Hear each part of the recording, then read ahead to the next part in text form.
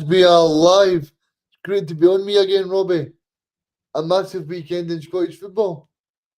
Aye, it was a huge weekend, Reagan. Obviously, Hearts picking up that big win at Celtic Park. Rangers finally getting back to winning ways.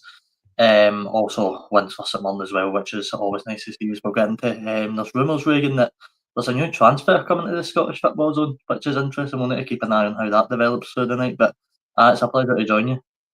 Yeah, I mean, I've got Jim White's yellow tie, Robbie, to see if I can negotiate the deal. I know Michael's put all the stops to Michael is trying to get a transfer deal over the line. It's just about seeing if the medical can get passed. Aye, that's it. Michael's, if you wonder why he's not on the show tonight, he's away. He's been a businessman. Michael, the night he's away, trying to sign the contracts, get everything documented, get him ready for the new signing to come into the show. But we'll see how that develops the night. I mean, all we try and do, Robbie, is shine a light on the good work that's been done in Scottish football. And it's a big weekend, starting off with the 3 o'clock games. I mean, in terms of the standard result, probably that David Gray's team beat Falkirk by a very big scoreline as well, Robbie. Aye, a very, very, very comfortable margin for David Gray. I heard John McGlynn speaking after the game, and I'm going to be honest with you, it's the first time I've kind of listened to him this season, Reagan. I felt a bit uninspired by him. It felt really flat, and I think that could probably sum up the scoreline for what I heard from some Hibs fans. It probably was a flattering scoreline. 3-0, I thought, for what I've seen in the highlights, Falkirk created some good stuff. Just in they weren't really crucial enough, to be honest with you, in the game to take it away. And you've got to give credit to Hibs. I mean, it's a Hibs team. We've been on the show questioning the mentality. Can they do it in the big games? Obviously, they lost 2 before that to Motherwell and Celtic. So I think they needed that win, and it was a big win for David Gray. And I think now they've got it. And now specifically, it seems like Boyle and Bowie are finally getting back in the score sheet, specifically Mercury and Bowie. They look like they could really kick on and have a decent season, but they need to keep that form up, because it's all right doing this, but then they go to Ibrox on Monday. Do we think they're going to win? I don't know. It's always that big game that seems to always stump Hibs, so we'll need to see what happens. Yeah, Robbie, I've first seen the goal on TikTok about 4:45 on Saturday night. What a goal it was from Bowie. Aye, a very, very, very good goal. And that's the kind of quality Kieran Bowie's goal, although we're not seeing it exactly every week right now. He's still a young guy, 23, he's not exactly the oldest in football these days. I was actually listening to Clyde Wan earlier, and one of the questions on it was who's like the oldest scorer in the Premiership this season. It was obviously Brian Graham with 36 years old, and that just shows you, he's 36 and he's still putting goals in the Premiership. So, Bowie's just a young guy compared to that. And look, we've seen glimpses of what Bowie can do. He's got a lot of talent, so he does. It should, in my opinion, be in contention on that board, on that plane to America next year when Scotland obviously make the trip here for the World Cup. And if it keeps it up, then I think it will be. Yeah, Robbie, I heard people talking about the fact that Bowie should be on that plane. Do you think he should? I personally think he should. I think Bowie's a great option to have in the squad. Compared to the strikers that we've got in the now, Reagan, I think Bowie's a good addition to the Scotland squad. I think him and Shankland would actually do very well up front. Whether that's together or both of them rotating, I think they'd be 2 really good options there for Scotland. And he seems to certainly have found his form as the Heartsman joins. Yeah, great to be joined by Graham. Graham, a massive 3 points for you yesterday. Graham, I seen you on TikTok. You were looking worse for wear, but you certainly enjoyed your day. Oh, did I enjoy it, boy? Oh, did I enjoy it? What was that? Is there a bubble burst? Is there apparently a bubble burst? I haven't heard that, to be honest. Yeah, I'm still buzzing, mate, as you can probably tell. Yeah, I mean, have you still got the hangover, Graham? No, I was working today. I was very professional all the way through. I was still flying high, but Graham, how big? I mean, like, obviously it's the result itself, but it speaks for itself. It makes the league very, very interesting. At least, how surprised were you with Celtic? I thought in the first half Celtic did all right. I thought the back three was looking good. They were trying to tip it around Hearts, but Hearts defensively were absolutely solid. I went into that game. If you saw a TikTok before the game, I wasn't confident. I feared that because Hearts weren't on a great run. Celtic at Celtic Park, a chance to go top, a new manager, chance to impress, and I was worried. I thought Celtic started doing quite well on the front foot. They played with a bit more aggression. But probably apart from that first 10 minutes when Maeda should score at least one, I thought we were pretty comfortable. I never really felt under any real pressure. I thought McInnes got his tactics spot on. He knew how Celtic were going to play. They mentioned it in commentary. We basically let Trusty have the ball, and the trigger was, if we went to McGregor or Hatate, then you press, and that's what Hearts did. I thought we got the tactics absolutely bang on yesterday, and what I liked is the fact that I've seen Hearts over the years so many times go to Celtic Park and play one up front, but we actually started with Kizrides, Braga, and Shankland yesterday, which I thought was quite bold, and I'm glad they did that because it gave us that attacking threat. And I always felt we did have a threat going forward. I mean, the first goal, of course, changes the game because it means that we've got something to hold on to. We'll obviously get the second goal, but I thought for periods, Celtic were fine, but without really creating too much, especially in that first half. I don't want to upset too many people, Graham. I know there's a lot of clubs from different clubs that watch this show, Graham, and I really want to say with the best intentions here. But I really did think that Devlin's been the best player so far this season for me. I think he's been a standout player. If you look at this for first half of the season, I think he's been the standout player for me, Graham. He's been phenomenal. Like, he's genuinely, you look at all the attacking players that we've got, like Shanklin, Braga, Kizza, that have got all the credit. I think Devlin's been outstanding. His level's gone up since McInnes came in. You need guys like that on your team that are just a constant pest that win the ball back.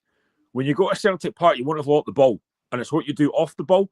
I thought Devlin typified Hearts' performance yesterday. He was outstanding yet again. Even the last few weeks when Hearts have not been at our best, he's still been our best player. And his contract ends this season. We have to get him signed up on our long-term contract. I've already said this on my own TikTok page. It's so important we get him signed up. I know he's 28 next year, but you need to keep him. Because for me, he has been incredible this season. Every game is getting better. I heard Scott Brown talking before the game about Devlin, how much he's enjoyed watching him this season and the leader he is. You can't really get bigger praise than a guy like Scott Brown, who's won everything in Scotland, to get that kind of praise. I just think Devlin's been outstanding. And yet again yesterday, we've beat Celtic twice this season, and Cameron Devlin's been a big reason for that. He's honestly, his level has gone up massively this season. Graham, I've got to say as well, I was really impressed with it. Is it Mullen or Mill, the left back or right back for Hearts? Harry Milne. Yeah, it was absolutely brilliant. I thought he started off a bit slow. There was a few times yesterday I was a bit disappointed in the first half. Not off the ball, but I thought on the ball Hearts were quite poor. Didn't keep the ball. And I thought Milne a couple of times played far too many long balls forward that didn't go anywhere. I thought he was better second half. I thought he was far better second half. I thought he done well for Braga's goal, but Graham. He did, and he also made the goal for McEntee. It's a brilliant set piece from Milne for the goal, but what a header from McEntee, by the way. To generate that power from that position, it's an incredible header. But, I mean, Harry Milne, again, he's been great this season. I genuinely could go through that whole team yesterday for how good people were. But Harry Milne did what he normally does. But I would have to say as well, and I've said this before, and I'll say it again, I genuinely think that on his day, when he's fit, Craig Halkett is our best centre-back. And I would love to see him on that plane next year. But I don't think he's going to be. But I think he's been phenomenal again. Do you think he should be, Graham? Because I agree with you. I mean, Craig Halkett it's been absolutely fantastic. I mean, you look at the players. I would even argue that partnership for Stuart Finlay and Halkett should be the Scotland's number one pairing. I don't care what Grant Hanley and John Souttar have been doing. They've been terrible for Rangers and the Highbees, respectively. They've been terrible this season. Halkett's not put a foot wrong all season. The only thing that's ever been wrong with Halkett is his fitness. But honestly, he's been, again yesterday, I thought he was brilliant. He was so good. I thought Finlay had a couple of shaky moments, but he got better as the game went on, like most people did. But Craig Halkett just never put a foot wrong. He's so good defensively. He's good on the ball. He's got a bit of pace about him as well. And to be fair, a lot of other folk that aren't Hearts fans have also said the same thing about Halkett, that they want to see him in the Scotland squad. So it's not a biased opinion. I think he should be. I think he's a top-class defender. Graham, I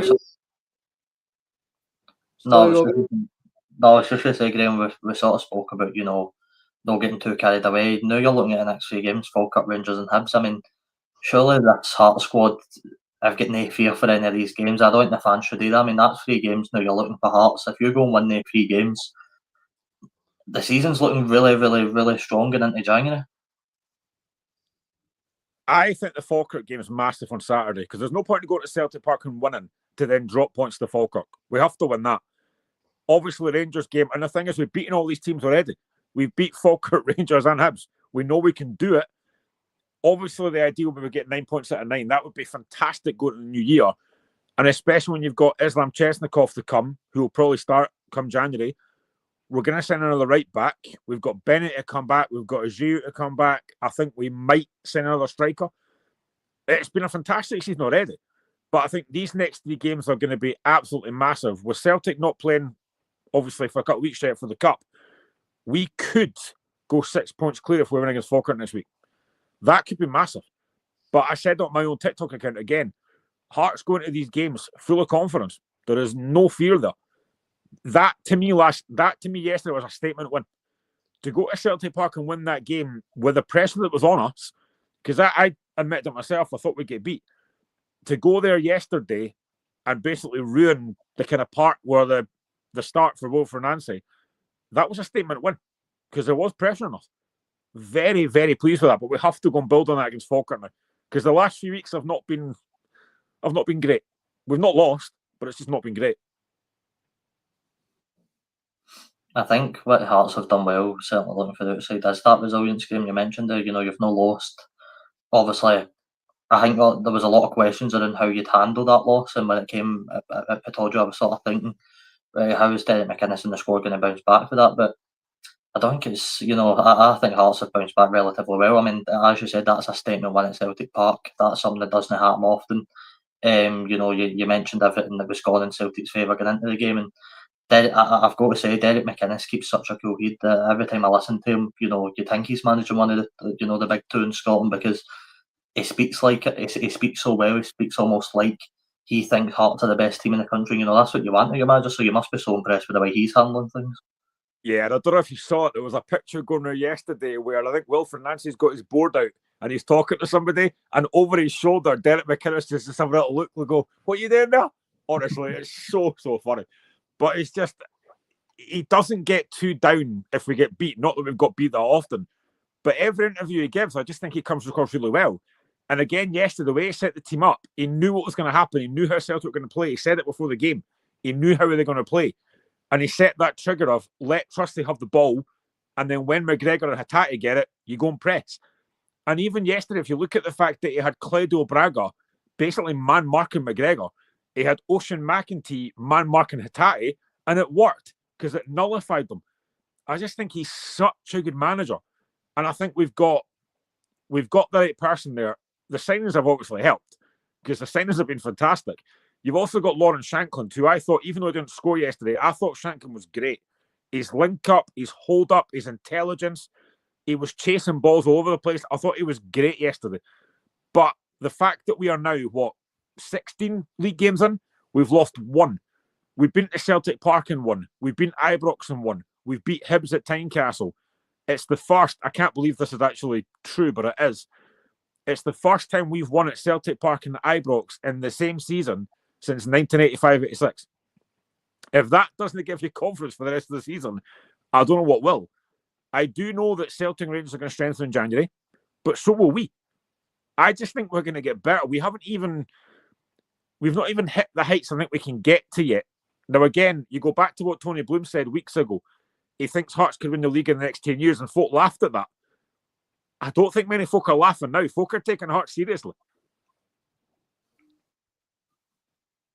Graham, I was just going to ask you, Graham, I don't think the Hearts will win the next 3 games, but I think if you do, Graham, I'm saying you're going to finish second in the league because for me, I think these 3 matches are so important to your in terms of your Premier League sort of season, Graham, because for for me, I think you made the perfect point earlier about I don't think there's any point going to Celtic Park and then getting beat by Falkirk and going into the Edinburgh Derby, then playing Rangers. But I think if you see if you manage to beat Falkirk, Rangers, and obviously that big match in the Edinburgh Derby, I mean that'd be some the 3 matches to win. I've been very consistent in the fact I've always said that Hearts won't win the league, and I've never even thought we're in a title race. If we win these next 3 games, then I might have to actually start thinking we actually could be in a title race here. But I think this Falkirk game is massive. I said again that I think if you can't win a game, then don't lose it. And I think even though the last few weeks we've not been great, we've not lost. Even Aberdeen game, we should have taken something out of the game. We had plenty of chances, didn't take them. The Kilmarnock game was a blow, because that's a game I think we should have won, because Kilmarnock are not great this season. That was a disappointment. And I thought, how are we going to react against Celtic? Because like I said, all the pressure was on us there.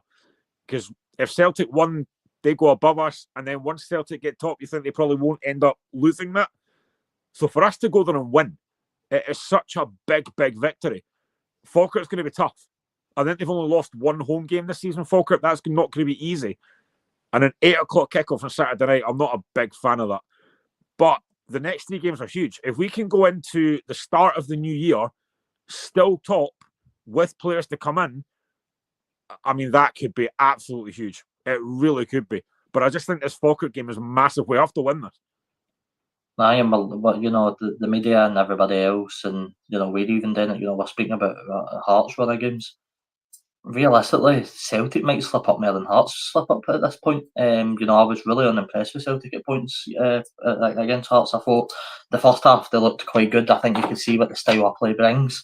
But it felt like to me they were almost trying to force it forward. And Graham, I think I completely agree with your point. You nullify Celtic's midfield out of a game, and you can really take control. That's what teams need to hit in the head. If you can nullify guys like Callum McGregor, who is just phenomenal when you give him time on the ball, and he didn't get any against Hearts. And you're right, Hearts took care of that game, got better as the game went on. And if more teams start doing that, I'd be talking more about how many points Celtic are going to drop between now and the end of the season, and how many Hearts are going to drop.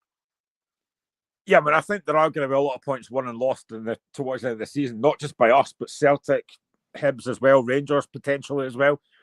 But I just think to go to Celtic Park with that game plan and basically just stop Celtic playing was great.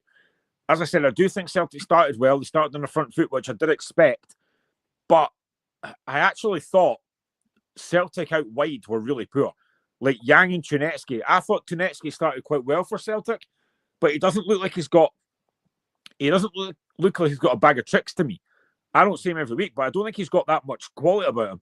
He seems to do the same thing every week. And if he can stop that threat, he's got nothing. Yang's come back in for the cold. I thought he was okay, but Celtic are really looking for guys like McGregor and Hatate to be the difference makers, and they just had nothing to work with yesterday. As I said, the game could have been different if Maeda scored one of those chances, but he didn't take them. It's quite clear that Celtic need strengthening in January in terms of strikers. I've already seen and I've already heard a few Celtic people go, "Oh, this manager's no good enough." It's one game. It's one game. I do think he will get better, but I just thought everything Hearts did yesterday was outstanding. Getting that second goal, we could have got third. Could have given us a chance to kill that game off with a chance in the second half, but I was just so impressed with Hearts yesterday. So impressed with the work rate, the energy. Because to go to Celtic Park, not steal out the ball, and defend like that it was brilliant. Thoroughly enjoyed it. And fair play to McInnes. He got it bang on yesterday. Well, Regan, in terms of Celtic then, as Graham mentioned there, Wilfred Nancy's first game in charge. Fair to say some fans have been unimpressed. I've seen a lot of, in my opinion, really silly comments about the manager already. What was your take on the match? Yeah, I thought Celtic played well in the first 45 minutes. I thought they should have been 2 up in the first probably half an hour. that chance from Maeda, and then Maeda had another chance after like 15 minutes as well. So I felt like Celtic probably should have been 2 up, but fair play to Hearts. I mean, they played brilliantly, like Graham said, but I'm interested to ask probably you, two of you guys about. I, ju- I, I, I just found it strange how Nancy went straight to a back three. Because if it was me going into that job, Robbie, I'd go, right, okay, Martin O'Neill's been here for 6 weeks. He's played a back four, and we're playing the best team in Scotland at the moment. Surely what you want to do is you don't want to overcomplicate it. I think it was Bob Shankly, he said football is a match complicated by idiots, and I think he was spot on there because I'm not saying that Nancy is an idiot, but I'm just saying that I just felt like all of that stuff yesterday. I was watching it from Celtic Park, and they got McGregor over there 4 or 5 times to talk over the tactics board. I'm sure, like McGregor, he was taking on information and stuff like that. But I don't know if Nancy was overcomplicating it. Then that was possibly playing on the minds of the players. I feel like in the first half, Celtic played well. The football was good. I actually seen. I don't know if it was easy for you guys to see on the TV, but from where I was sitting at Celtic Park, Trusty was moving forward. I think it was in the first 10 minutes. Trusty moved forward, and then when Trusty moved forward, I think it was Arna Engels moved back. And I sort of felt like that was the first kind of big moment where we're seeing sort of Wilfred Nancy's system in action. But I think for me, I just felt like obviously there was a bit of Almiron in Nancy. If you look at Almiron at Man United, he sort of sticks to the rigid 4-3-3 and it never changes. And I think I think sometimes you just need to read the room. I want to ask you guys about Nancy saying that in terms of the performance, they played well, and it's not about the score, it's about how they played. Do you guys read too much into that, or? Well, I think first on, Nancy and the way you set up in the back three and stuff like that. Look, managers these days are very stubborn. They don't like to go away for the philosophy, nor should they. It's what they believe in. It's the way they want to play. It's the way they want to manage a team. I don't think it's necessarily Nancy's fault. I think if you're blaming anybody, you're probably blaming the board for putting them into that situation. He's barely had any time to train the squad. And look, the back three, in my opinion, will get better. Celtic, as you said, Reagan, you're in words. Celtic looked promising in some points. The back three linked up quite well. The way they were transitioning forward, I thought at points was really good. There's still a lot of work to be done in the back three, but that's something that's going to take time. And look, Nancy's been put in a situation where he's been brought in a couple of days before the Hearts game. It's not went his way, but now he's getting more minutes at the training pitch. He's getting more time to implement his ideas. Where your second question, where to me I disagree with him, is the comments after the game and saying that it's not about winning or losing, it's about the way we played. You're managing Celtic. At the end of the day, that you can't say something like that when you're managing Celtic or Rangers. That all that matters in this country and this city is who wins. Who wins at the end of the day. Who by the end of the season's won the most trophies, who's won the league. That's what matters. So for him to commit to that, I can understand why Celtic fans are getting frustrated. It feels very Russell Martin-esque with his comments there. But I just think in any game time, I mean, some of the reaction, I've heard callers on radio stations calling for him to get sacked already, which is just absolutely bizarre. Obviously, I think it is an interesting point. The one I'd read into more, Reagan, personally, is him with the tactics board with Callum McGregor. I mean, if somebody's going to wants to get instructions, fair enough, maybe you need to get it fresh on your mind. But gone there twice, for what Sky showed us anyway, I mean, is there some sort of miscommunication going on there? That I'd be interested to know. I think it was more than twice from what I've seen. I think it was 4 or 5 times. To be honest No, with you, the telly only showed twice that I can remember. So I'd be intrigued to know what the sort of thing behind that was. I mean, look, switching from a back four to a back three for players like McGregor, who's played a back four basically his whole Celtic career, is probably quite weird and frustrating to get used to. But again, these things take time, and Wilfred Nancy's barely had any so far at Celtic. So I think you need to give him a bit of time. and I just wanted to ask you, Graham, do you think that maybe Nancy needs a Scottish voice in there? Because no disrespect to Strachan, but Strachan's not really got the best pedigree as a coach, and now he's sort of Nancy's number 3. And you look at Martin O'Neill, he was sort of Martin O'Neill's number 6 because you had like Sean Maloney, Fodringham, Stephen McManus, then obviously you had a few other guys as well. But it just seems like Strachan was the number 3 there. I mean, given his comments about not winning, and that's not important, maybe I should just get Stephen Press on his backroom staff after listening to his interview when he first came to Dundee.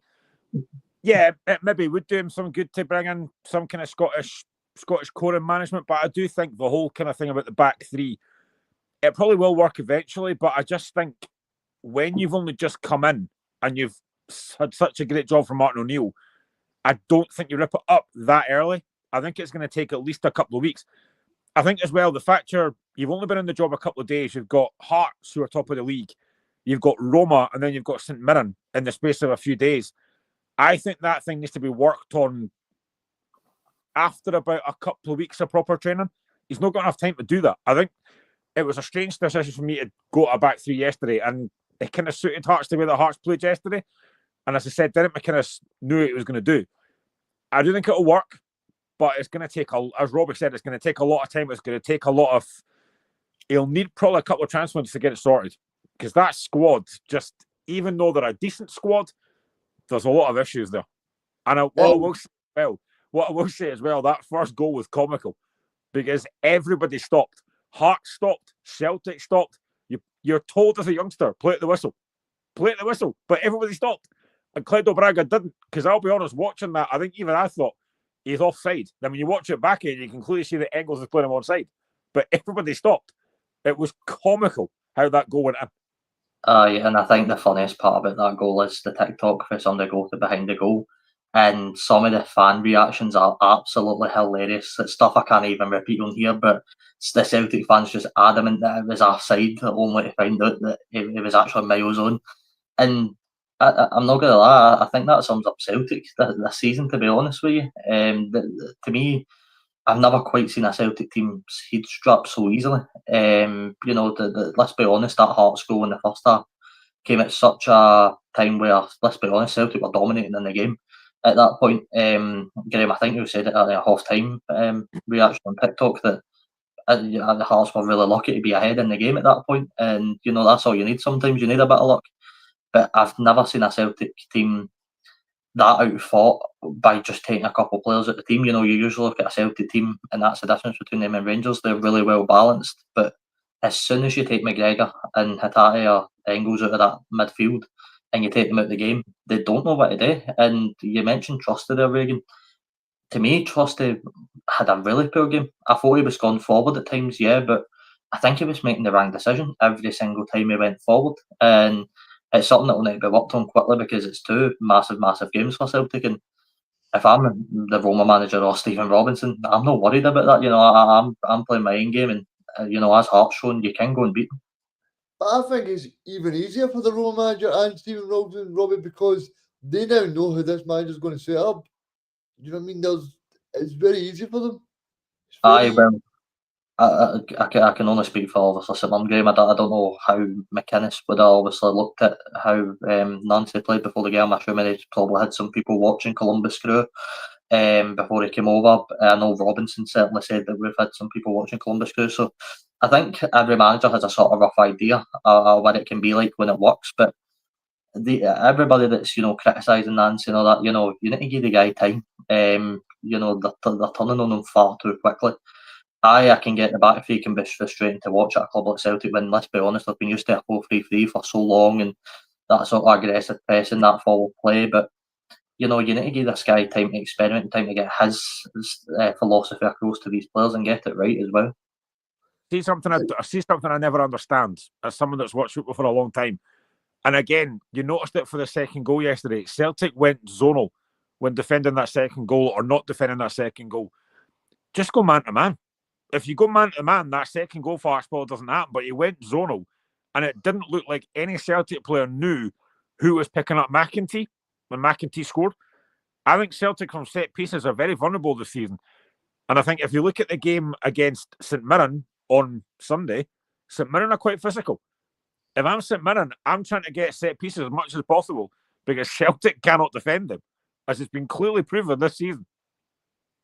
Yeah, Right, I mean, Regan, can I just ask you on that on the set pieces? Does Celtic have a set piece coach currently at the club? I know when Gabe got interviewed by Michael, he specifically said that Columbus Crew and the MLS, they don't really focus on set pieces. I think, as Graham mentioned, that is one of the most crucial things in Scottish football. I think set pieces, a lot of teams are going to try and use that against Celtic, and if Celtic don't have an answer for that, they're really, really going to struggle. yeah, no, I don't think Celtic do. I think Gavin Strachan was the sort of coach under Martin O'Neill for that. But yeah, I don't actually know, Robbie. I don't actually think they do, but people can let us know. But I just wanted to ask you guys, right? And it's looking ahead to January.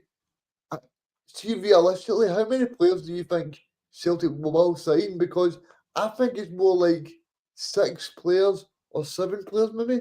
Because Celtic need a centre back because Vickers is out. They need 2 strikers.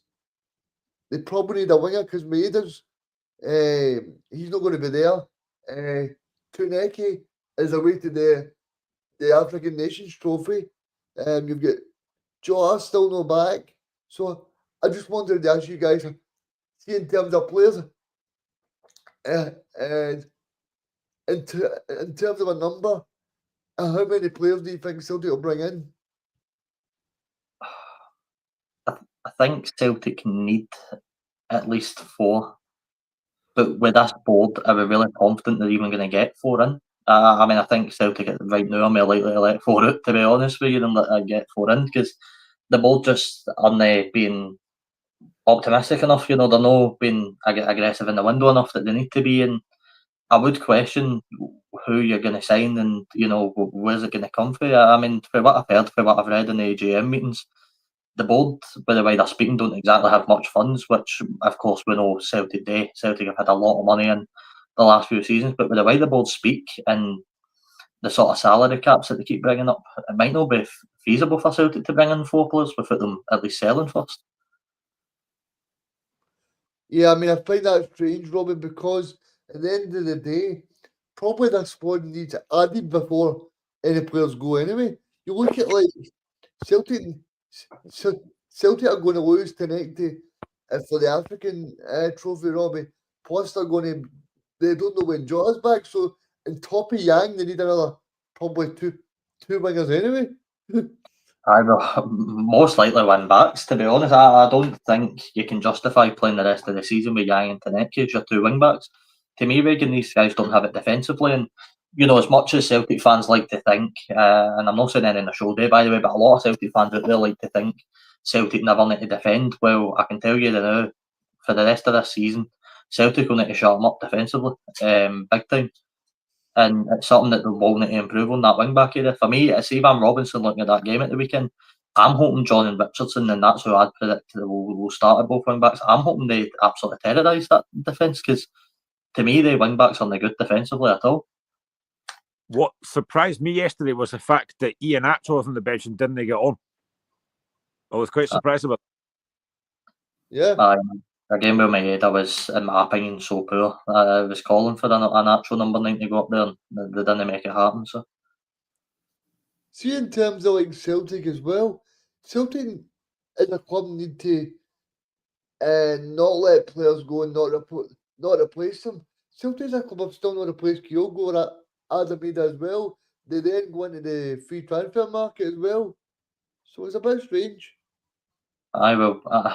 For me, right, and I know some Celtic fans probably won't agree, but to me, right now, Celtic need to realise that they're second best. You know, they're no tap. They're not the big guys in the league anymore right now. You know, they're not the champions, shall we call them, right now in the league. You know, they need to realise that they've got a challenger ahead of them, someone to compete with, a team that just beat them in their own home ground. So, you know, I think the Celtic players, and especially the manager, Nancy, that he's got in, need to realise that they've got a big challenge ahead of them now.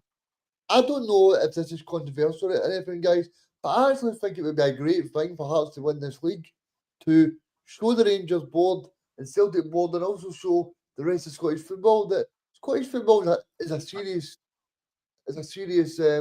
sort of place to be. It's not just a case of Celtic and Rangers spend money on what not very great players and they still expect to win the league. I think the challenge from David McInnes has been absolutely fantastic this season. If Hearts win the league, Graham's going to wake up in my field in Edinburgh somewhere like 3 months after the season's there. But you're right, you are right, and I think Reagan Celtic need to realise that Celtic on the tap right now. Do you think that the Rangers and Celtic boards are sleepwalking because they think, because they've been running Scottish football for far too long and they've not had a general person to challenge them? I mean, I think the Celtic board is. Celtic have not been challenged in a while. The Rangers board are obviously still very new to Scottish football. Obviously, with the way things are going at Ibrox, it's slightly different than Celtic. I don't quite know about Celtic and, you know, the way you're sort of feeling, Reagan, because, you know, I'm going into January and you've gave the board so much criticism early the season, but what's to say, you know, why they're going to change now? Why are they actually going to back Celtic now? You know, for me, if I was a Celtic fan, I'd be pushing for the board to leave by January, because I'd actually want Celtic to try and turn the season around if I was a Celtic fan. You know, I'd be a bit worried about the situation Celtic are in right now. Yeah, I mean, the Celtic I fans think if you're Celtic as well, I think you need to try and do as much business as you can early on in January. You do not want to be going to the last few days without getting the players you want. January is such a tough month to bring players in. Every team finds that. It's such a hard month. Yeah, Graham, I think you just sound like a top flight manager there. But January's a tough month to get deals done. Well, what Celtic can afford to spend £3 million on a left winger and then never play him in the team? I mean, Balak Wisha's went absolutely hiding. I mean, that guy's not been anywhere near the team, and that's a guy that Celtic have spent a lot of money on. So I think, Graham, you're spot on. The recruitment needs to be done fast and right in January. And if it's no, then, you know, we'll be back on here in January at the end of it, probably talking about a Hearts title charge, which, Graham, I don't know how you're feeling about that sort of comment right now after that one. I mean, you've got to be feeling some sort of high right now. Oh, mate, honestly, see if Hearts were to win this league. I think it wouldn't be a field that we found, it'd be somewhere else, I think, but I don't think I'd be able to come back on the show again if we won the league. Too steaming. I was bad enough last night after beating Celtic. Jesus, imagine if we win the league. Yeah, Robbie, obviously it was nice to meet you on Saturday. We went to watch the Aston Villa match at 12:30, and then you headed off to Paisley. Aye, nice win against Jim Goodwin. Always nice to beat him. No, it was actually a really strange match. I expected a lot more for Dundee United after watching them against Rangers midweek, and it's one of the worst attacks I've watched this season. It's up there with watching Dundee forwards. That's how bad it was. I thought Sapsford was really, really disappointing. But look, I'm not going to take it away from us. We needed to win. It was one of them where everything so far, you know, the last few weeks has been going against us. We've been getting so many decisions not going away, and you know, I'm not using that as an excuse. The players haven't been good enough either, but they really put on a professional performance before the final. We needed that type of win. We needed a clean sheet, more importantly. That was the big thing for me. We were leading to far too many goals, and we'd accomplished all that. I just wonder how long it is before we start talking about Goodwin getting sacked, because he looked really disinterested and out of ideas on that touchline. To me, I don't know what happened with Dundee United. I think you're probably better off asking a fan who watches them weekly, because they just looked so incapable of doing it in the front line. Every single forward they had on the pitch didn't get up too much, and we made it such an impressive win. I mean, Robbie, who sort of impressed you on Saturday? I think it's hard to pick one player. Gogic played in at centre mid actually, which really surprised me when the team lineup came out. I wasn't expecting that, and he looked immense. I think Robinson gave him his man of the match after the game. For me, if I had to pick, I'd probably pick Fraser Taylor. And I know Michael's probably quite buzzing hearing that comment. I have players standing out, but I really did think he was excellent. The way he drops back, he links up the play so well. He's always forward thinking with the ball at his feet. It's a guy that, if we can take this game to Celtic next week, I'd love to see start, because he's just so good. Obviously, we did start him at Celtic Park at the start of the season. It wasn't quite the right time for him, and I don't think it was the right type of game either. But when we're going to have, I hope on Sunday we'll have a bit more of the ball than we're sort of used to against Celtic. If we're driving forward, I want that guy at the heart of the midfield making things happen, because I think he's the best playmaker we've got. See, in terms of obviously the match on Sunday at the National Stadium, Robert, are you feeling more ready for it than you did last week? Right now, I'm confident. If you ask me on Thursday or Friday on the show, I'll probably be feeling a lot more nervous by that point. And that's only natural. It's a final; they don't come around often. For what I've read with Robinson, for what I've listened to, the players are taking a much more relaxed approach to this game. Obviously, at Motherwell, the two finals in the same season, the Motherwell players stayed in a hotel and wore suits to the game. For what I'm led to believe, the players aren't going to do that this time. They've opted not to do that. They just want to treat it like a normal game, which I'm actually quite glad about. It takes the pressure off the players. I know Robinson's going to be wearing a suit, which is going to be interesting. I don't think I've ever seen that following the club yet, so that'll be interesting. But I am glad the players are taking a much more relaxed approach to this game, because I don't want it to feel like a final as a fan. Of course, we're going to enjoy it like that, but for the players, I want them to treat this like any other game, and I want them to treat it like we can beat Celtic. I'm so confident that we can beat Celtic. There's nothing that I've watched this season, by the way. And I know Celtic are obviously sitting with them. They've picked up some good results, and obviously they've beaten us twice. So I don't know why I'm feeling so confident. But to me, Celtic have shown nothing so far this season to suggest that they're unbeatable. They're not. I think we can take it to them, and I genuinely think we can win as well. How do you think you'll approach it? Do you think you'll actually go for it from the start? Do you think you'll sit back, be conservative? How do you think you'll actually approach this game? What do you want to see St Mirren do on Sunday, apart from win, obviously? I love us to go for it. As you said earlier, Graham, if the midfield can take, and I think it will play Gogic and Phillips in the midfield again, if it can take Callum McGregor out the game, that's one big key part of Celtic gone. And for that point, the rest of the team just sort of goes together. The wing backs are going to be so important. Declan John and Jayden Richardson. Going forward, I've got no fear, to be honest with you. That's what I'd say. I've got no fear of playing Celtic. I genuinely don't. Any other Celtic team at any other time who are so dominant, then of course there's a bit of nerves there. You're thinking how you're going to combat that, but nothing I've seen so far with Celtic gives me any fear to play them. And if we are going to win it, and we are going to repeat 2013, sorry to bring it up, Graham. Thanks for that. It's going to be this season. It's just got that feeling around it, and this is probably the weakest Celtic team you're going to play in a while. So I'd just show no fear. That'll be 6 coming up.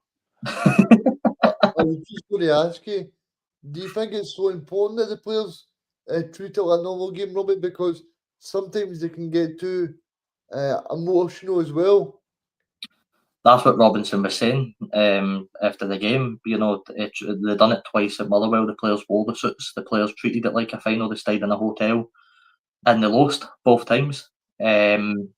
This time around, take a much more relaxed approach, and these players have got it in them to take that relaxed approach. I think Robinson knows these players are going to be fully focused on the actual game and on the occasion. And if we play our game, I genuinely believe we can go and win. And I'm feeling really confident ahead of the final. I probably will only be by Friday on the show, but I'm all right now. Yeah, I mean, I think this is a spot on point, Robbie, in terms of Celtic are not playing the best at the moment, so St Mirren have got a very good chance. Exactly, it's the best chance. You've got to win a cup. And of course, that's not me, by the way, coming on here and saying, Celtic are walkovers, or we'll beat them 2-3-0.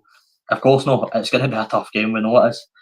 But I truly believe with the quality we've got in our team and the way we're playing, and I know performances haven't been excellent in the last sort of month, but there has been some glimpses of positive performance. A lot's going to change against Celtic, and statistically it needs to. We can't keep getting dealt low blows against Celtic, so it's got to change at some point. And why not be this Sunday? I think a bit like yesterday. I think if this was a Martin O'Neill Celtic side, it's maybe different. But I think it's because nobody knows what to expect from Wilfred Nancy's team. I think that's the thing that nobody knows. And the fact, obviously, Celtic have got that game in Europe, even though it's at home against Roma, you just don't know how Celtic can approach this game with Wilfred Nancy in charge. It's such a strange one, this. As well, and I'm not completely sure that Wilfred Nancy is going to be the best at picking out how we're going to play. You know, I don't know what this guy knows about this league. I don't know what he knows about us. I'm assuming there will be people in the background sort of feeding them information about the way we play and what we like today, of course. But I'm not fully sure that this guy is going to be able to combat a Stephen Robinson St. team, because let's be honest, we're really tough to play against, as are Hearts, and that's why Hearts won at the weekend, because they're tough to play against, done really well defensively and took their chances. And I'm just not sure if he's got it in him with the way he likes to play to combat that. And who knows, the lineup could come out on Sunday and he switched to a back four, and you know he suddenly went back to that, and you know maybe it is a different game. But right now, if they play the back three, I'm hoping we can take chances, because I don't know if you guys noticed against Hearts, but there was a lot of gaps in that Celtic defence for Hearts to exploit during the game. So I'm just hoping we get the same turn of luck as well. I know it's a pretty obvious thing. I know it's a pretty obvious thing to say, but honestly, I think a bit like Hearts yesterday. I think if St Mirren get the first goal, it would make it very, very intriguing to see what would happen. I think St Mirren have to try and get that first goal. I think we need more than one. The likelihood is Celtic are going to score in the final at some point. I don't think we're going to keep a clean sheet.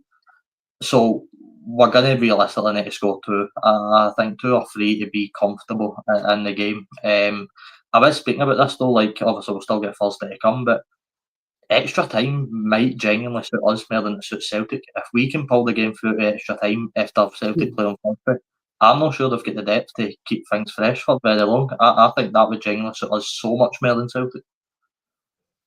Yeah, I mean, how important is it for Stephen Robinson to write his name into St Mirren sort of folklore, Robbie?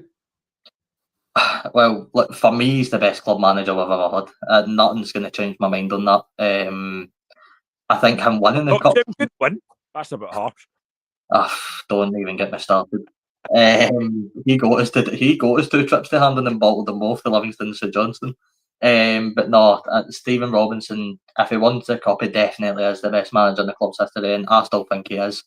You know, consecutive top sixes doesn't come easily as a manager, and he's done such an amazing job. And if he wins the cup, I don't see him making it still very long as St. manager. I think a team will come in and take him. But I'm just going to enjoy it while it lasts, and hopefully we do win on Sunday. I just hope we do it. It would be so good. It's genuinely the last thing Robinson's got to tick off his list as St. manager. Aye, Robbie, I was going to ask you, see in terms of Saturday, I mean, I was just going to say, see in terms of the squad, is there anybody else that played that when they usually play that Robinson could potentially play in the final? Or I mean, he played Conor McMenamin at wing back instead of Jaden Richardson, which I think Conor deserved a start. I think Jaden's been poor the last few weeks. But I think if you're going to go with Celtic's approach to the game, I'd much rather have Jaden in there than Conor. I think we will need to defend at points. We will need to be solid defensively. And I think Jaden probably just gives you that a bit more. I'm hoping Mark's going to come back by some miracle. I've not heard much about how he's doing. I know there's a problem with his fit, and you know it's not looking too good right now. So it's very unlikely. But if we had Mark O'Hara back, I'd be over the moon, because I think that is the one piece of the puzzle we've missed the last few weeks. So I'd just keep it sort of the same, Reagan. I think the lineup we put up against Dundee United is the lineup that Robinson wants to play in the final. I don't think he'd make too many adjustments ahead of this. I think that was sort of the tester, if you will. And it worked an absolute treat. So I'm hoping we can get the same type of performance again. And as I said, I genuinely don't have any fear against a Celtic team. moving on to a manager that loves a dream like Stephen Robinson does, obviously for Sunday, but Stephen Presley lost to Aberdeen on Saturday, Robbie. Aye, Stephen Presley's dreaming of relegation. That's what he's dreaming of, no trophies. I mean, he can't win trophies according to him. So, aye. We came on the show as well on Friday, and I think 3 of the panellists predicted Dundee to win, which now looking back probably wasn't a very I wise. said Aberdeen would win. I said Aye, Aberdeen. I think me and Alex put Dundee to win, which probably the wrong decision. But I thought Aberdeen were professional, got the job done. I don't know. It's really weird, right? I want to ask you a question because it's really weird thinking now. What sort of position is Presley in? He's no sitting Bolton. He's clear of relegation, which but I think he's clear of relegation. I think he's 10th. I could be wrong. He's not in a relegation battle per se yet. I mean, what type of position do you think? Do you think the board are still behind him right now? What do you guys think about Presley? I think the Dundee board are sticking by him, but I don't think they should, to be honest with you. Alright, Graham, what about you? He should never have got a job in the first place. I said this months ago. I think he's a really poor manager. Yes, he's picked up a few decent results. That Celtic game obviously was massive, but I don't think they're good enough. They don't have enough quality. And this is an Aberdeen side that have not been outstanding this season and only beat Hearts, but we should have won that game. But it's just, Dundee are such a weird club. Like, apart from Simon Murray, they don't have a lot of quality going forward. I still believe it'll be between them and Livingston for the relegation battle, for that bottom spot. I just don't think they're going to get any better. They will pick up results now and then, but I just think this is a Gordon Strachan appointment. I think they probably will end up keeping him, but I think I honestly believe they'll get relegated. They're just not good enough.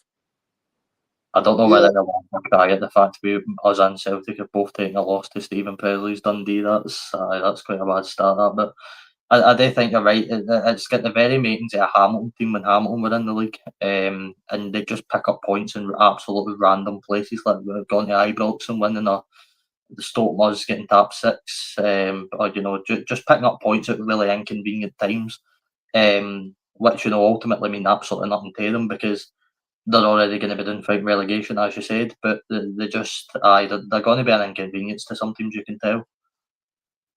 And by the way, can I just say as well in Dundee, I think Presley summed it up after the game, and it's the first sort of time I've actually agreed with it. And he said Dundee hit 15 shots in that game. They only hit 2 on target. I think if Presley's being honest, they created enough. They're just no clinical enough. So whether in January they're going to go out and strengthen in the attacking area, I don't know.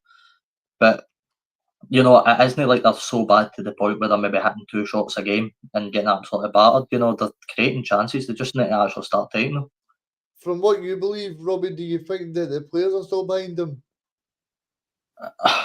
I think so. I mean, obviously we don't know, but it's got that makings. No matter how many losses they took. I mean, between the Celtic and Sunderland game, they took 5 losses in a row. Or 4, sorry, and the players still, went out and got that result against us. They went to Celtic Park, Reagan. I know you were there. From what I heard, they looked all right, and I thought Celtic would be well done, but they created a few chances. I think if you're Stephen Presley, you're just kicking on, and obviously he's got Livingston next, which is such a big game, and a game that if they can go and win, then puts probably David Martindale under more pressure than Presley, to be honest. Yeah, I suppose we should go back over what we spoke about earlier because this, obviously, we've got some comments in, and people are saying Celtic's bubble is burst, troops.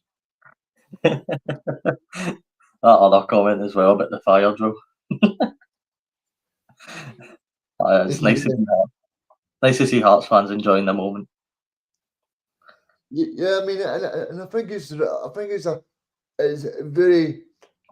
very great for Scottish football because Scottish football needs this. It needs sort of 3 teams, 4 teams vying to get to the top spot because, no disrespect, but Celtic winning 13 out of 14 titles will just turn Sky Sports and TNT Sports away from Scottish football. What's went under the radar completely, Reagan, is Motherwell. Jens picking up another 3-0 win, clean sheet at home. they're not a million miles away for challenging at the top either. You know, they're putting in, they're sort of going under the radar because obviously all the talk's on Hearts right now. And Robert, are you saying Motherwell can win the league? I'm not saying that by any stretch. There's a long way to go in the season. But what I'm saying is, a twist and shout. what I'm saying is, Motherwell, twist and shout. Come on, baby. Motherwell have went completely under the radar. Hibs are sitting 2 points behind Rangers. What I'm saying is, if you know, the Scottish Premiership this season, for every spot in the league is going to be close this year. There's no a guaranteed winner. There's no a guaranteed bottom place either. So, you know, the top six especially is looking really, really interesting. There's 11 points between fifth and first. So, you know, the league can flip. There's teams in there like Motherwell who are gone right under the radar. And Jens will be loving that. He will be loving the fact that he's not getting spoke about in the media like that, like the way Hearts are. He'll love not having the pressure on his back because it means that if they do kick on and they're at that point in January, February, and then people start clicking on, you know, they could be in a great run of form by that point. Yeah, Graham, I've seen that obviously Motherwell had 72% possession last week when they beat the Highbees 3-0 as well. So it's brilliant to see that Motherwell are managing to get 70% possession, like so many shots at goal, so many passes as well. Yeah, but I think the only time I've ever seen Motherwell having that much possessions on FIFA, to be honest. But they've had a season so far. You know, fair play to the new manager. He's come in with a philosophy, a style of play, and he's got a lot of really good players in that team, but they are just having a fantastic season. You know, fair play to them. To win that top three is incredible.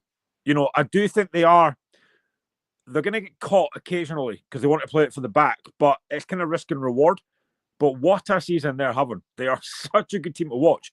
They're probably the most entertaining team in the league this season. As much as I'm loving the fact that Hearts are top of the league, I think Motherwell played some fantastic football. The guys like Elijah Just have been incredible. Watching him, he's just so good. Fair play to Motherwell. Honestly, what a season they're having. And that was very comfortable against Livingston. I mean, Livingston they're in serious trouble. They can't buy one right now. They're in serious trouble. But Motherwell were very professional and got their job done, and they look a very good side. Very professional until they take on Stephen Robinson's men at Hampden and it all goes in the pan, you know what I mean? Like, that's just what happens.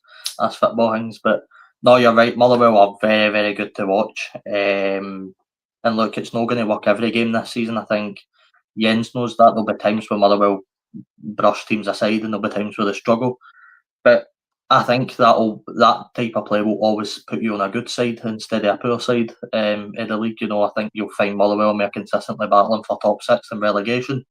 So I think Motherwell, and to be fair, I think Motherwell found a really good manager in Jens. Obviously, they had the whole situation when Michael Wimmer left the club, and we sort of wondered what was going to happen with them. I think they've probably found a better manager than Wimmer, to be honest with you. Yeah, and I think it just shows you that if you trust the process, then you can certainly get the appointment spot on. Because I'm no disrespect to people like Derry Adams and Strachan and Dockery and that, but I'm so glad that the Scottish football thought of basically something different. Aye, we need something different. I mean, you know, there's. I think there's certain times we go to Rangers and they obviously have one. You look at it's Russell Martin and you go, right, maybe Rangers should have stuck to closer to home and went with a bit of another appointment that's in the division. But I think it's always nice to keep things fresh as well, and that's what guys like Wilfred Nancy are getting you. They're getting you a fresh approach to the game. But you know, you're then keeping that same structure in the league. Like Derek McInnes at Hearts, you know what you're getting with Delboy, and he's got Hearts absolutely flying right now. So you know, there's always a double-edged sword to these type of things. It's good to keep it fresh, but it's also good to stick to what you know as well. Yes, Mick, we did lose an 8-point lead, but you've got a manager that loves to play Connect 4 and battleships all day, so What I would say as well is the point I made earlier, we don't know how many more points Celtic are going to drop. You know, none. They're losing all their games. It's not going to be an easy ride for them. I mean, I know they go to Tannadice a week tomorrow, I think. I think they're going to Wednesday night, so there's no guarantee that they're going to win there either. No. Nah, listen, I've said it before. I've always said I don't think Hearts win the league. I'll take second place, but right now, I'm just enjoying this season because after last season, which was absolutely brutal for Hearts, I did not expect to be sitting where we are right now. So I'm just enjoying it. And whenever it finishes, you have to take it. But I'm just enjoying this. Well, Graham, I mean, at Celtic's former manager Martin O'Neill said it. I mean, even he thinks that Hearts are going to win the league. So who better than Celtic's own former manager? Well, exactly.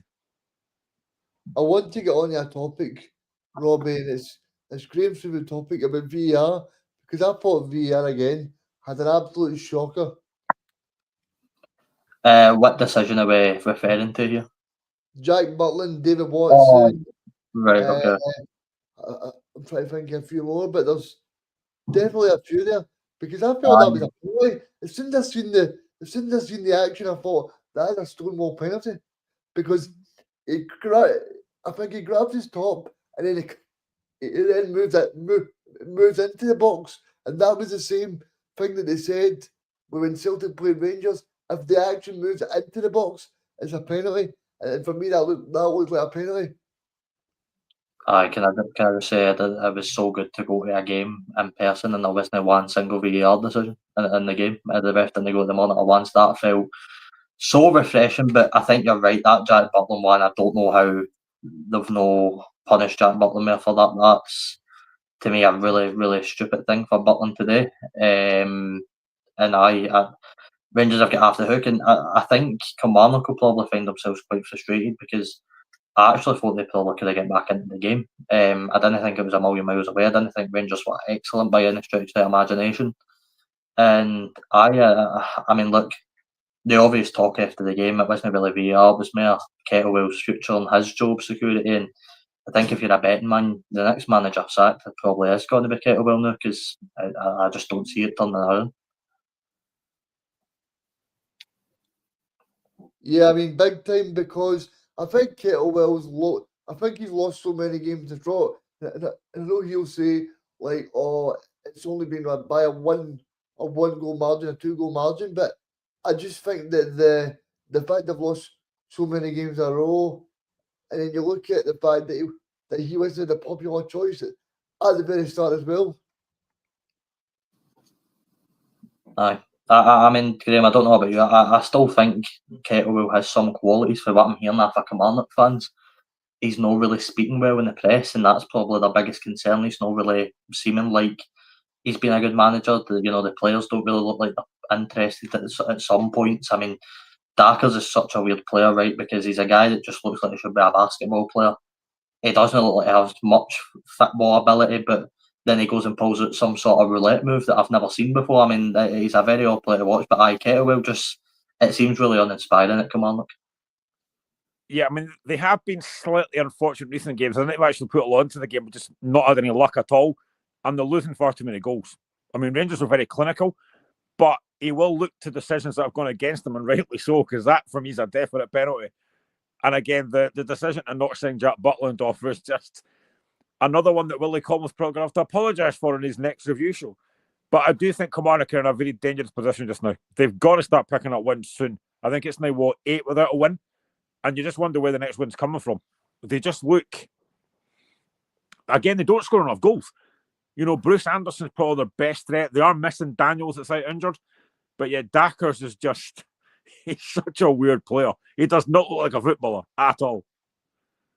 Aye, a really strange player to watch. And it's so weird because I was speaking to somebody the other day and they were saying how Kilmarnock don't seem to have a great squad, but I think it was better than a lot of people give them credit for. I just don't think they're getting results right now. And it was always going to be so tough to replace McInnes, and whether Kilmarnock fans like McInnes or no is out of the equation. I think McInnes done all he could with Kilmarnock personally. But it was always going to be tough to replace him to the same standard. And right now with Kettlewell, you've got to say they probably didn't replace him to a very big standard.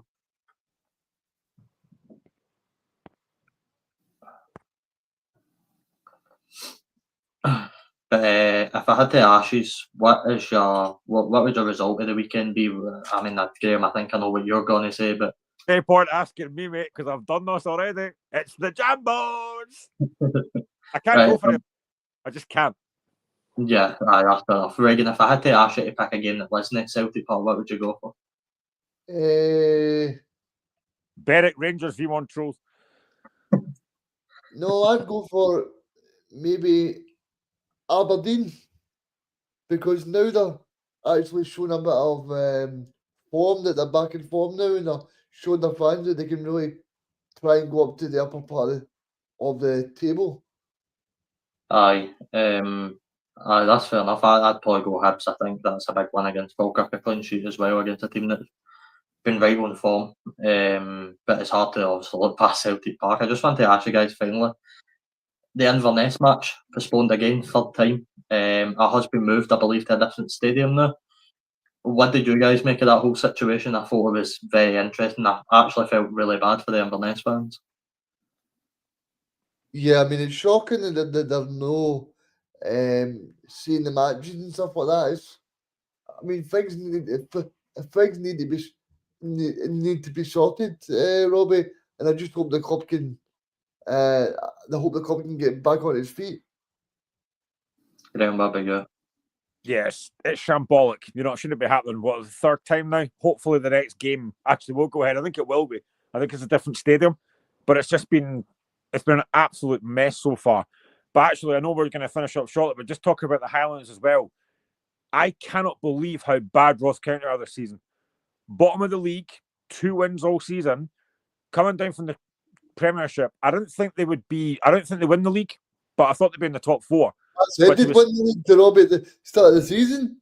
I said to To be sitting bottom after that defeat to Airdrie is an absolute shambles.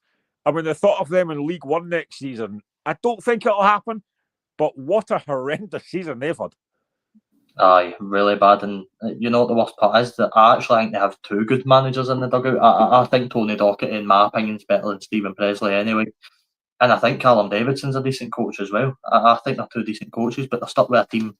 The morale seems to have absolutely shattered. And you do look at the rest of the championship, it is so interesting. Obviously, both St Johnstone and Partick Thistle drawn 0-0. Them sort of neither team wanting to go ahead, it seems, at the top of the league. You've got who was the team that lost 2-1 at home? Dunfermline lost 2-1 at home to Arbroath.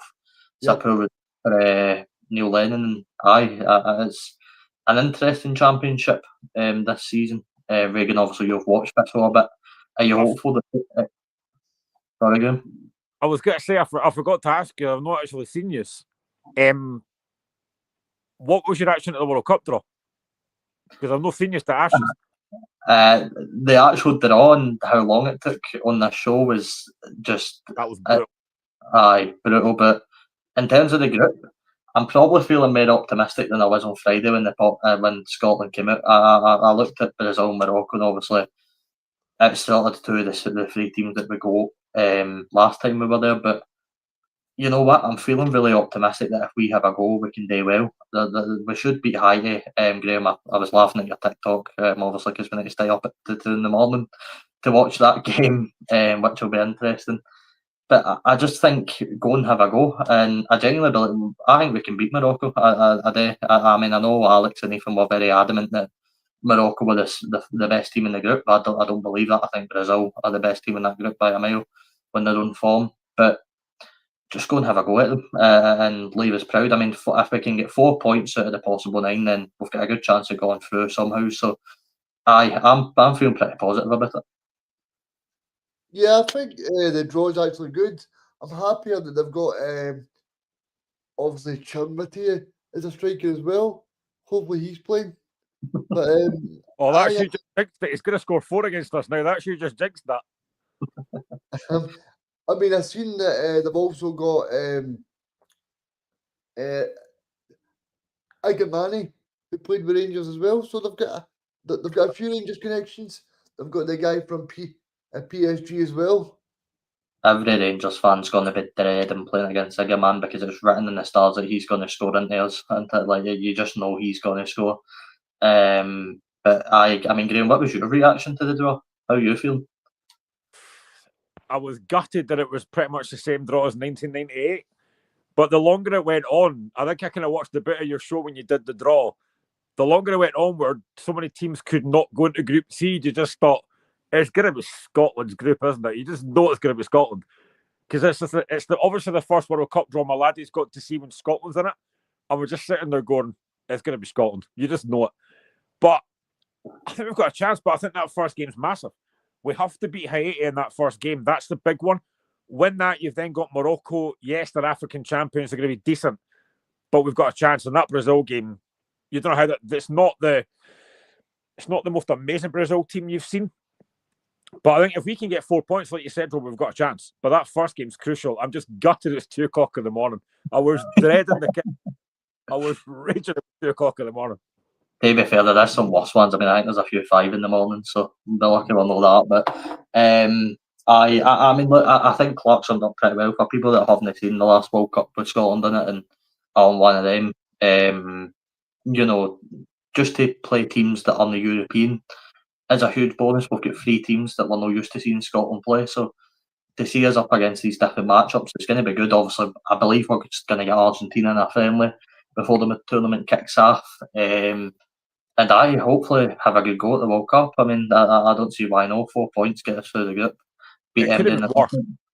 It could have been worse, but it could have been so much better. I was looking at Pot A, Pot B, and Pot D, thinking I would quite like to be in that, but no, we end up getting Pot C. Well, you look at Pot I with France, Senegal, and whoever else is in that group. I'm really glad we're not in that group, because that's a group of death right there. But I mean, let's be honest, lads. We're going to smash the group, beat every team, going to get to the final. We're going to beat England, and then Scott McTominay's going to bring the World Cup back to Scotland. So, aye. That's how it's going to go. Aye, I mean, don't forget that we beat the European champions, obviously. So I think, like, Spain are better than Brazil. I don't think that's a controversial statement. So I think what a time this could be for me. Hearts win the league and Scotland win the World Cup. I mean, bring it on, man. Absolutely bring it on. Graham's never making a piece of content again if that happens. I think the internet might blow up if that happens, actually, to be fair. Well, we can hope, we can live and dream we can make it to the knockouts. It's been a brilliant show, guys. I've really enjoyed it. Always a pleasure, lads. Always a pleasure. No bother. Make sure you follow the TikTok. Unfortunately, we never got to announce a new signing tonight. Some paperwork, some medical must be delayed right now. We'll try again probably Friday to get the new signing announced, but keep an eye out for that. Make sure I follow the TikTok at Scottish Football Zone. Reagan's posting some brilliant interviews earlier with some players and that, so make sure you go and give that a follow. Follow this channel if you've not already. And anything else somebody wants to say? No, I'm just going to say that we'll see you again on Thursday for the Scottish football clubs and European football as well. That's going to be fun when neither of them win. Actually, neither three of them win, to be fair. But no, I'll try and stay more optimistic than that. Make sure you join us on Thursday. It should be a good show. Cheers, guys. On to Scotland. Morning.